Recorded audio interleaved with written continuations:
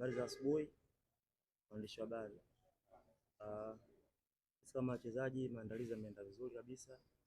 Leo tutakuwa na session ya mwisho kabla ya mchezo wetu kesho. Kwa hiyo leo tutakamilisha kabisa maandalizi yetu kwa 100% ili kuhakikisha kwamba kesho tutakuwa na mchezo mzuri ambao tutaenda kupigania alama tatu. Okay, nikaribisha. Ni mchezo mkubwa sana.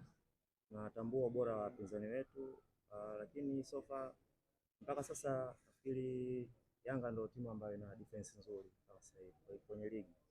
Kwa hiyo yale mazuri ambayo tulikuwa tunayo tutaendelea nayo kuhakikisha kwamba tunafanya vizuri, na kuhakikishia kwamba kesho tutaingia kwa 100% kama defenders, kuhakikisha kwamba tunalinda kile ambacho tulikifanya kabla, kuhakikisha kwamba kesho pia tunapata alama nzuri tatu.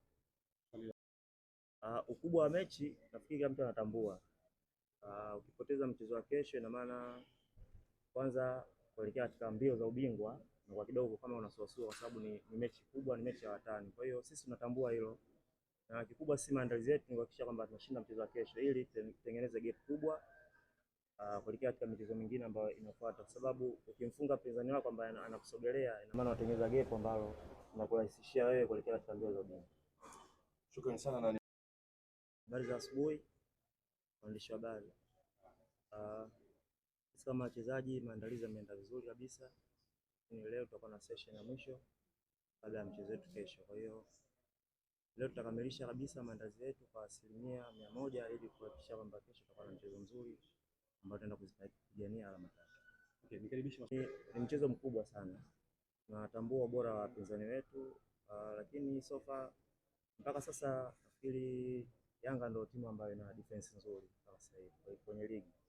Kwa hiyo yale mazuri ambayo tulikuwa tunayo tutaendelea nayo kuhakikisha kwamba tunafanya vizuri, na kuhakikishia kwamba kesho tutaingia kwa 100% kama defenders, kuhakikisha kwamba tunalinda kile ambacho tulikifanya kabla, kuhakikisha kwamba kesho pia tunapata alama nzuri tatu. Ukubwa wa mechi nafikiri kila mtu anatambua.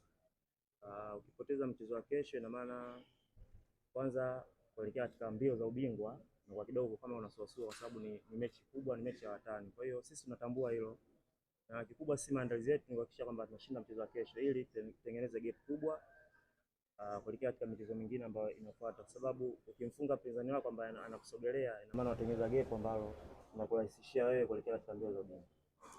Shukrani sana.